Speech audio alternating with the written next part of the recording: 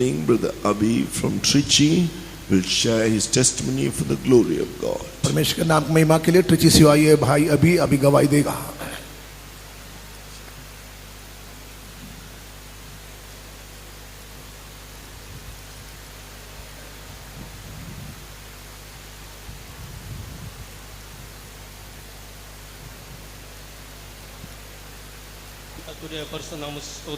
परमेश्वर के पवित्र नाम को महिमा हो।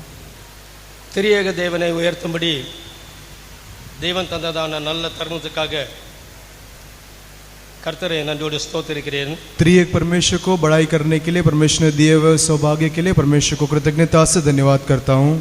என்னுடைய தாயின் கர்ப்பத்திலிருந்து என்னை வேர் பிரித்த தேவன், मेरी माता के गर्भ से मुझे अलग किया हो परमेश्वर। அந்நாள் முதல் இந்நாள் வரைக்கும் கண்ணின் கண்மணி போல என்னை பாதுகாத்து उस दिन से अब तक परमेश्वर आँख की पुतली की तरह मुझे संभाला। இந்த பெரிய இரட்சிப்பை நான் பெற்றுக்கொள்ளும்படி தேவன் எனக்கு இரக்கம் பாராட்டினார்। इस बड़े उद्धार को प्राप्त करने के लिए परमेश्वर ने मुझ पर अनुग्रह या दया किया। ஆண்டவருடைய கிருபையினால் परमेश्वर की अनुग्रह से இந்த ஐக்கியத்தை சேர்ந்த பெற்றோருக்கு நான் இரண்டாவது மகனாக பிறந்தேன்। इस एकता में उत्पन्न हुए माता पिताओं में से मैं दूसरा बच्चा था। எதிர்பாராத விதமாக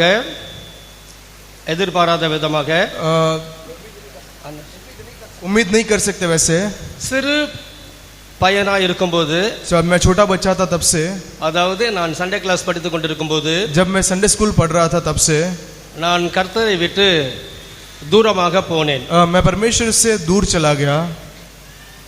எனக்கு நான் போனது தெரியுது, ஆனா என்ன காரணம் என்று எனக்கு தெரியாது। मैं किधर जा रहा है ये मेरे को मालूम नहीं था, लेकिन क्यों जा रहा हूँ करके वो मेरे को पता नहीं था। ஒரு சிறு பையன், एक छोटा बच्चा இந்த சிறு வயதில் इस छोटे उम्र में இவ்வளவு பெரிய பாவத்தை செய்ய முடியுமா என்று என்னால் அதை ஒத்துக்கொள்ள முடியவில்லை। इतना बड़ा पाप कर सकता है क्या, वो मैं समझ नहीं पाया। कारण நான் ரொம்ப சிறிய பையன், मैं बहुत छोटा बच्चा था। நான் ஃபேத்தோம் அருகில் குடியிருந்தேன், நியர் ஃபேத்தோம்। मैं फेतोम के पास रहता था। என்னுடைய தாய் தகப்பன் நல்ல அருமையான தாய் தகப்பன்மார், मेरे माता पिता बड़े प्रेमी माता पिता थे। ஆனால் எதற்காக நான் அப்படி போனேன் என்று எனக்கு தெரியவில்லை। लेकिन मैं वैसा क्यों चला गया ये मुझे समझ में नहीं आया। படிப்படியாக कदम कदम मैं அந்த பாவத்தில் வளர ஆரம்பித்தேன்। उस पाप में बढ़ना शुरू किया। பாவம் பெருகி பெருகி பெருகி पाप बढ़ते बढ़ते பொய் முதல் झूठ से शुरू होकर கொலை வரைக்கும் घात करने तक என்னை நடத்தி சென்றது। वो परमेश्वर वो लेके चला। ஒவ்வொரு பாவமும் நான் செய்யும்போது, एक एक पाप जब मैं कर रहा था, நானே मैं அதற்கு ஒரு காரணங்களை சொல்லிக் கொள்வேன்। उसके एक एक कारण बोलता रहा था। ஒரு விதத்தில் एक तरफ से இயற்கையாகவே स्वाभाविक तौर पर मैं பரிசுத்தவான்களுக்கு பயப்படும்படி ஒரு பயம் எனக்குள் இருந்தது। पवित्र लोगों को डरने का एक डर मेरे अंदर था। அந்த பயத்தை குறித்து எனக்கு அறிவில்லை, उस डर के बारे में मुझे ज्ञात नहीं था। ஆனால் लेकिन நான் சிறு வயது முதல் मेरे छोटे उम्र से இந்த பரிசுத்தவான்களுடைய ஐக்கியத்தில் இருந்தது निमित्तम, इस छोटे पवित्र लोग के संगति में रहने की वजह से, ஆண்டவருடைய இரக்கத்தினால், परमेश्वर की दया से, என்னை அறியாமலே मुझे नहीं जानने अज्ञान में எனக்குள் ஒரு பயம் அப்படி இருந்தது। मेरे अंदर एक डर था। மற்றபடி दूसरी तरफ से வெளியில் உள்ளதான बाह्य तरीके से ஒருவருக்கும் किसी को भी நான் பயப்படுகிறது இல்லை। मैं किसी को डरता नहीं था। இது நிமித்தமாக इसकी वजह से நான் அதிகமாக मैं अधिक இந்த உலகத்தில் इस संसार में என்னுடைய விருப்பப்படி मेरे मर्जी के मुताबिक பாவ சந்தோஷங்களை पाप के आनंद में அனுபவிக்க ஆரம்பித்தேன்। अनुभव करना शुरू किया। வளர வளர जैसे बढ़ता गया குடிப்பது, ட்ரிங்க் पीना शुरू किया, ஸ்மோக் பண்ணுவது, धूम्रपान करना लगा। பண்டிகை நாட்களில் ஒரு டான்ஸ் என்கிறதான ப்ரோக்ராம் போவது, डांस करने के लिए मैं जाता था।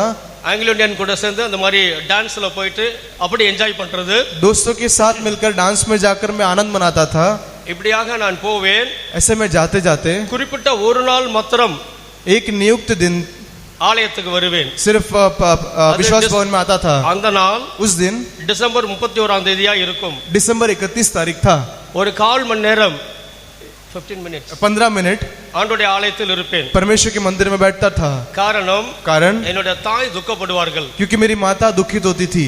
இந்த ஆராதனைக்கு கூட இவன் வரவில்லை என்று துக்கப்படுவார்கள்। वो दुखित इस बात से होती कि ये आराधना के लिए भी वो नहीं आता। அதற்காகவும் इसलिए அடுத்த வருடம் अगले साल ஆண்டவர் என்னை பாதுகாக்கணும். परमेश्वर मुझे संभालना है, அதற்காகவும் उसके लिए भी ஒரு 15-20 அதிகமாக போனா half an hour நான் சர்ச்சில் இருப்பேன். 15-20 या ज्यादा से ज्यादा आधा घंटा मैं कलीसिया में बैठता था. புது வருடம் ஆரம்பித்த உடனேவே जैसे नया साल हो जाता था மறுபடியும் वापस அந்த டான்ஸ் ஹாலுக்கு போய் விடுவேன். டான்ஸ் ஹால் फिर से मैं डांस हॉल में जाता था. எப்படியே குடிப்பதும் कैसे भी லைஃபை ஜாலியா என்ஜாய் பண்ணுவதும் लाइफ को जीवन को आनंद बनाने में என்னுடைய பழக்கமா இருந்தது. मेरा आदत था. ஆனாலும் लेकिन என்னுடைய பெற்றோருடைய ஜெபம், मेरे माता पिताओं की प्रार्थना, பரிசுத்தவான்களுடைய ஜெபம், पवित्र लोग की प्रार्थना, எல்லாவற்றுக்கும் மேலாக ஆண்டவருடைய இரக்கம், ये सबसे बढ़कर परमेश्वर की दया, தேவன் என்னை முன்குறித்ததனால் परमेश्वर मेरे लिए पहले से नियुक्त किया, इसलिए என்னுடைய விவரிக்க முடியாத அந்தரங்க பாவங்களை मैं वे वर्णन नहीं कर सकता वैसे अंदरूनी पाप நான் மறைத்து வைத்த போதிலும் मैं छुपा के रखने पर भी இரக்கமுள்ள தேவன் दयालु परमेश्वर குறிப்பிட்ட நாள் வரைக்கும் और नियुक्त दिन तक சில வருடங்கள் कई साल तक என்னுடைய இஷ்டப்படி என்னை அனுமதித்து मेरे मर्जी के मुताबिक मुझे अनुमति देकर முடிவாக अंत में இதற்குள் கொண்டு வரும்படி इसमें लेके आने के लिए தீர்மானித்தார். मर्जी किया. அந்த தீர்மானத்தின்படி उस मर्जी के मुताबिक என்னுடைய பாவ வாழ்க்கை எல்லாம் நான் அனுபவித்து मेरे पाप के जीवन सब मैं अनुभव करके கடைசியாக आखिर में திடீரென்று एकदम से என்னுடைய வாழ்க்கையில் मेरे जीवन में அடிக்கடி விபத்து நடந்தது. बार बार जो है विपत्तियां आती थी. ஒவ்வொரு விபத்திலும் एक एक विपत्तियों में நான் திருந்தி விடுவேன் சொல்லுவேன். मैं बोलता था कि मैं सुधर जाऊंगा या ठीक हो जाऊंगा. சில நாட்களில் कुछ दिनों के बाद மறுபடியும் वापस என்னுடைய பாவ வாழ்க்கைக்கு போய் விடுவேன். मेरे पाप के जीवन के लिए मैं जाता था. மறுபடியும் वापस ஒரு விபத்து நடக்கும். फिर विपत्ति होगी. ஆண்டவரே இந்த உருவசை हे परमेश्वर एक और बार எனக்கு இரங்கும் என்று கேட்பேன். मुझे दया कर दे करके बोलता था. ஆனால் लेकिन அந்த பாவ வாழ்க்கையை என்னால் விட முடியாது. उस पाप के जीवन को मैं छोड़ नहीं पाता था. அதனால் इसलिए இந்த பரிசுத்தவான்களுடைய ஐக்கியத்தில் इस पवित्र लोग की संगति में இந்த உபதேசத்தின்படி इस उपदेश के माफिक நடக்க மனதில்லாமல் चलने के लिए मन ना होते हुए வெளியில் வேற இடத்தில் दूसरी तरफ விவாகம் பண்ணினேன். शादी कर लिया. என்னுடைய தாய் தகப்பன் मेरे माता पिता வேற வழி இல்லாமல் और कोई मार्ग नहीं था इसलिए சம்மதித்தார்கள். मान ली है. ஆனாலும் लेकिन நான் என்னுடைய மனைவிட்ட சொல்லுவேன், मैं मैंने पत्नी से कहा நான் சிபிஎம் காரன், मैं सीपीएम का हूँ, அதனால அங்க நான் வர முடியாது. इसलिए वहां पे मैं नहीं आ सकता. அவங்க சொல்லுவாங்க, वो कहती थी சரி பரவாயில்ல, ठीक है कोई बात नहीं, நான் உங்களோட வரேன். मैं आपके साथ आएगी. அப்படிதான் ऐसे என்னோட வைஃப் मेरी पत्नी இந்த ரட்சிப்பை பெற इस उद्धार प्राप्त करने के தேவன் लिए உதவி செய்தார். परमेश्वर मदद किया. ஆண்டவருடைய இரக்கத்துக்கு परमेश्वर की दया के लिए கோடி ஸ்தோத்திரம். करोड़ों स्तुति करता हूँ. என்னுடைய பாவம் அதிகரித்ததனால் मेरे पाप बढ़ने के वजह से நான் சிறைச்சாலைக்கு போக வேண்டிய சூழ்நிலை வந்தது. சிறைச்சாலை prison. मैं कारागृह में जाने का मौका आ गया. ஆண்டவருடைய இரக்கம் परमेश्वर की दया ஒவ்வொரு தடவையும் एक एक समय में என்னை பாதுகாத்து मुझे संभाल कर, மனுஷர் கையில் ஆண்டவர் என்னை ஒப்புக் கொடுக்கவில்லை. मनुष्य के हाथ में परमेश्वर ने मुझे सौंप नहीं दिया. இறுதியாக अंत में ஒரு ஆக்சிடென்ட், एक अकस्मात से, அந்த ஆக்சிடென்ட்ல उस अकस्मात में நான் मैं துடித்துக் கொண்டிருந்தேன். तड़प रहा था. அந்த நேரத்தில் उस समय में ஒருவரும் எனக்கு உதவி செய்யவில்லை. कोई मुझे मदद नहीं कर पा रहा था. ஆனால் इसलिए இந்த இடத்தில் इस जगह पर நாம் अनाதையாக சாக போகிறோம். मैं अभी ऐसे ही मर जाने वाला था. அந்த முடிவு வந்ததுக்கு அப்புறம் उस समय आने के बाद 2-3 நிமிடத்தில் 2-3 मिनट में என்னுடைய ஜீவன் பிரிய போகிறது. मेरे जीवन पूरा जाने वाला था. என்னுடைய கண்களில் தண்ணீர் கொட்டிக்கொண்டே இருக்கிறது. मेरे आंखों के सामने ये दिख रहा था. திடீரென்று एकदम से இயேசுவின் ரத்தம் ஜெயம் என்று சொன்னால், यीशु के लहू में जय करके मैं कहा, ஒருவேளை एकदम से உனக்கு आपको நன்மை நடக்கலாம் शायद आपको भलाई हो सकता है. அப்படி என்கிற ஒரு எண்ணம் வந்தது. ऐसा एक विचार आया. இந்த எண்ணம் வந்தவுடன் इस सोच आने के बाद நான் பெந்தகோஸ்திலே பிறந்து பெந்தகோஸ்திலே வளர்ந்தவன், मैं पेंतिकोस्त में ही पैदा होकर उसमें ही बड़ा. இந்த ஒரு வார்த்தையை சொல்ல என்னால் முடியவில்லை. ये एक बात बोलने के लिए मुझसे नहीं हुआ. இந்த ஒரு வார்த்தைக்காக ये एक बात के लिए அந்த நேரத்தில் उस समय में நான் தவித்துக் கொண்டிருந்தேன். मैं तड़प रहा था. ஆண்டவருடைய இரக்கத்தினால் परमेश्वर की दया से அந்த வார்த்தை मैं उस वचन என்னுடைய को இருதயத்திலிருந்து मेरे हृदय से வெடித்தது போல जैसे फट निकला वैसे புறப்பட்டது.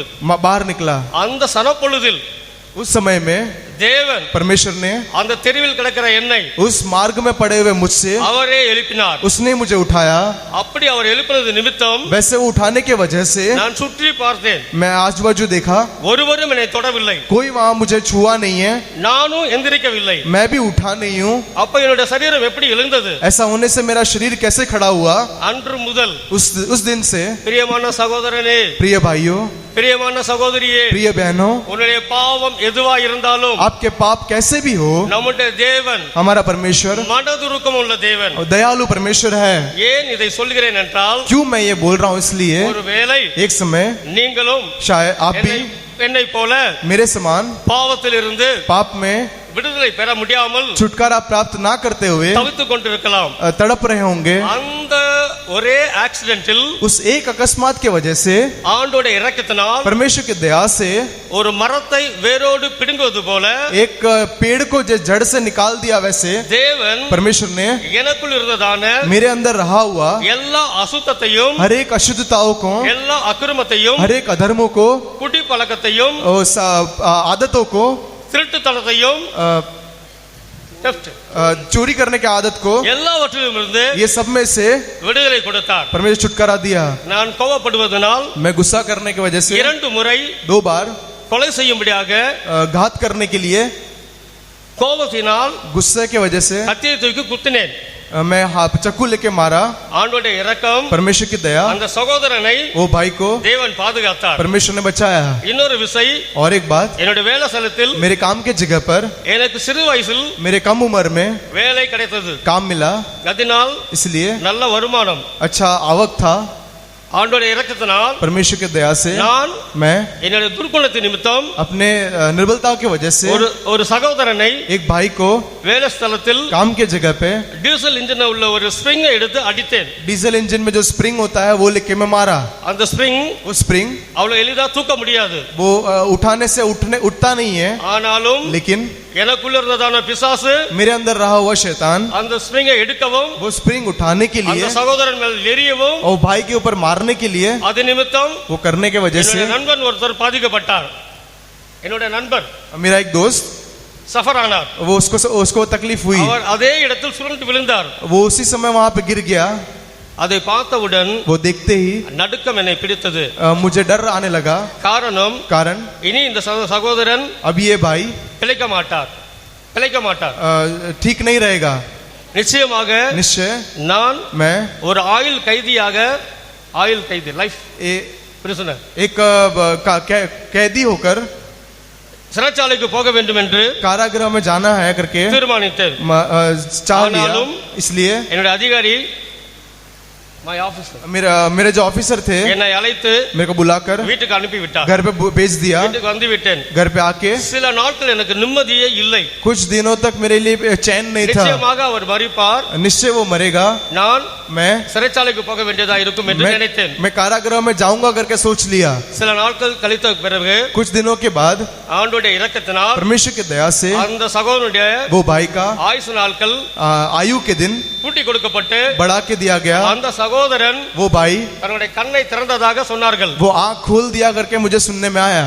அப்பொழுதுதான் तभी எனக்கு ஜீவன் வந்தது. मुझे जीव में जी आया ஆண்டவருடைய இரக்கத்தினால். परमेश्वर के दया से எந்த சிறைச்சாலையில் நான் இருக்கணுமோ, मैं जिस कारागृह में होना था அதே சிறைச்சாலையில் उसी कारागृह में இன்றைக்கு நான் சென்று आज मैं जाकर எந்த சகோதரனுக்கும், हर एक भाई को, எந்த பாவத்தில் அகப்பட்டவனுக்கும் हर एक पाप में फंसे हुए को தைரியமாக, हियाव से, உன்னுடைய பாவம் எதுவா இருந்தாலும், तेरा पाप कैसे भी हो, அது என்ன பாவமா वो இருந்தாலும், कैसा भी पाप रहने அது से, என்ன அருவருப்பா இருந்தாலும், वो कैसा भी लाल रंग का होने से, நம்முடைய தேவன், हमारा परमेश्वर, என்னுடைய தேவன் मेरा परमेश्वर மன துருக்கத்தினால் मन के दया करने की वजह से மன்னிப்பார். तेरे अधर्मों को माफ करेगा, உன்னுடைய பாவத்தை மன்னிப்பார். तेरे पाप को माफ करेगा। அது கொலபாதகமா இருந்தாலும், वो अगर घात करना होने से भी, இனி பாவம் செய்ய மாட்டேன் என்று சொல்வாயானால், आगे से तू पाप नहीं करेगा बोलने से உனக்கு மன்னிப்பு உண்டு. तेरे को माफी है। நிச்சயமாகவே निश्चय என்னை மன்னித்ததை मुझे माफ किया हुआ நான் சொல்லும்படி मैं बोलने के लिए அந்த சிறைச்சாலைக்கு, वो उस कारागृह में நான் இருக்க வேண்டிய இடத்திற்கு मैं जिस जगह में रहना चाहिए उस இந்த जगह நாட்களில் தேவன் என்னை அனுப்பி கொண்டிருக்கிறார். आज भी परमेश्वर मुझे भेजता है। அதுக்காக நான் ஆண்டவரை ஸ்தோத்திரிக்கிறேன். इसके लिए परमेश्वर को धन्यवाद देता हूँ। இன்னும் ஒரு சில வார்த்தையை மாற்றம் சொல்லி और एक छोटा बात बोलकर என்னுடைய சாட்சியை முடிக்க வாஞ்சிக்கிறேன். गवाही समाप्त करने को चाहता हूँ। இந்த சத்தியத்தில் நான் வந்ததுக்கு பிறகு इस सच्चाई में आने के पश्चात சரீர சுகத்தின் நாள் शरीर शरीर के तकलीफ की वजह से பலவீனம் मैं निर्बल हो गया। எனக்கு मेरे को வீசிங் வரும், வீசிங் सांस की तकलीफ होती थी, அதனால் அதிகமாக கஷ்டப்படுவேன்। इसलिए उससे अधिक कष्ट उठाया। 2 முறை 2 बार நான் நினைக்கிறேன், நான் இன்று லாஸ்ட் இரவு கடைசி நைட் என்று நினைத்தேன்। मैं सोचता था कि ये मेरा आखिरी रात होगा, ஆனால் लेकिन ஆண்டோட இரக்கம் परमेश्वर की दया அன்று ஒரு டிசம்பர் மாதம் 31ஆம் தேதி, वो दिसंबर महीने 31 तारीख था 2020 சாரி 2000 का वर्ष। அன்று காலையில் उस सुबह ராபோதனம் எடுக்க போகணும்। मैं प्रभु भोजन लेने वाला था। பரிசுத்தவான் இப்படி சொன்னார், पवित्र जन ने ऐसे कहा, மெடிசன் எடுக்கிறவங்க दवाई लेने वाले கம்யூனியன் எடுக்க வேண்டாம் சொன்னார்। प्रभु भोज में भाग नहीं लेना है। எனக்கு அதிக துக்கம் मेरे को बहुत दुख हुआ, இருந்தாலும் होने की वजह से भी நடத்துக்கு கீழ்ப்படியும்படி चलाने वालों की आज्ञा मानकर சந்தோஷமாய் आनंद से நியூ இயர் ஆராதனை முடித்து वो न्यू ईयर आराधना खत्म करके கம்யூனியன் எடுக்காமலே வீட்டுக்கு சென்று விட்டேன்। प्रभु भोज लिए बिना घर चला गया। ஆனால் लेकिन தெய்வீக சுகம் ईश्वरीय चंगाई அந்த ராத்திரியில் தானே उस रात को ही என்னுடைய ஜீவியத்தில் मेरे जीवन में தொடக்க ஆரம்பித்தது। शुरू हुआ। कारण என்னுடைய வீட்டுக்கு சென்ற பிறகு क्योंकि मेरे घर में जाने के बाद திடீரென்று एकदम से அந்த வீசிங் அதிகமாகி वो जो सांस लेने की तकलीफ है अधिक बढ़ गया। நான் மரணத்துக்கு சமீபமா வந்தேன்। मैं मृत्यु के पास तक पहुंचा। என்னை கேட்டார்கள் मेरे को पूछा என்ன செய்ய வேண்டும் என்று। क्या करेंगे। நான் தவித்துக் கொண்டிருக்கிறேன்। मैं तड़प रहा था। அந்த நேரத்தில் उस समय में ஃபேத்தோமுக்கு அழைத்து சொல்லும்படி சொன்னேன்। फेतोम को फोन कर बुलाने के लिए मैंने कहा। அதே போல वैसे ही ஃபேத்தோமுக்கு அழைத்து சென்றார்கள்। फेतोम के लिए बुलाया। 2 பரிசுத்தவான்கள், 2 पवित्र जन, வலது பக்கத்தில் ஒருத்தரும் இடது பக்கத்தில் ஒருவரும், एक दाहिने तरफ और एक बाएं तरफ। என்னுடைய இரு கரங்களையும் பிடித்துக்கொண்டு मैं दोनों हाथों को पकड़कर அவர்கள் ஜெபித்தார்கள்। वे लोग प्रार्थना किए। என்ன ஜெபித்தார்கள் என்று எனக்கு தெரியவில்லை। क्या प्रार्थना किए मुझे नहीं मालूम। சில நிமிடங்களுக்குள்ளாக थोड़े ही निमिष में என்ன நடந்தது என்று எனக்கு தெரியாது। क्या हुआ मुझे कुछ पता नहीं है। நல்ல ஒரு விடுதலை சுகத்தை ஆண்டவர் இரக்கமாய் தந்தார்। एक अच्छे चंगाई को, छुटकारे को परमेश्वर ने दया से दिया।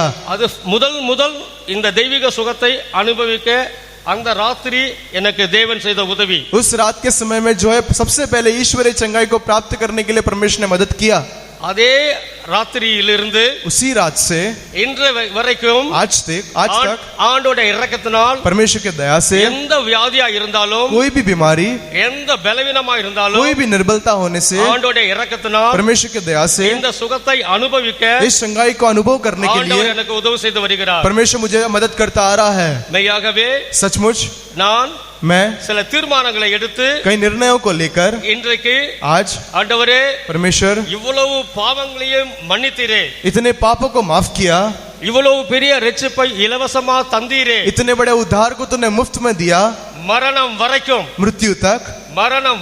मृत्यु तक உமக்கு சுத்தமானதை तेरी मर्जी के अनुसार செய்யும்படியாக करने के लिए தீர்மானித்திருக்கிறேன்। मर्जी करता हूँ। உம்முடைய சுத்தம் மாத்திரம் सिर्फ तेरी मर्जी எனக்குள்ளும், मेरे अंदर, மனைவிக்குள்ளும், पत्नी के अंदर, மகளுக்குள்ளும், बेटी के अंदर, ஜீவியத்திலும், मेरे जीवन में भी, सेवा में भी உம்முடைய சுத்தம் நிறைவேறட்டும் என்று उसकी मर्जी पूरा होना है करके ஒவ்வொரு நாளும் प्रतिदिन ஜெபிக்கும்படி प्रार्थना करने के लिए தேவன் உதவி செய்கிறார்। परमेश्वर मदद करता है। அது மாத்திரமல்ல, उतना ही नहीं, எனக்கு கொடுத்ததான मेरे को दिया हुआ இந்த நடத்துப்புக்காரங்களுக்காக ये चलाने वालों के लिए நான் ஆண்டவரை ஸ்தோத்திரிக்கிறேன்। मैं परमेश्वर को धन्यवाद देता हूँ।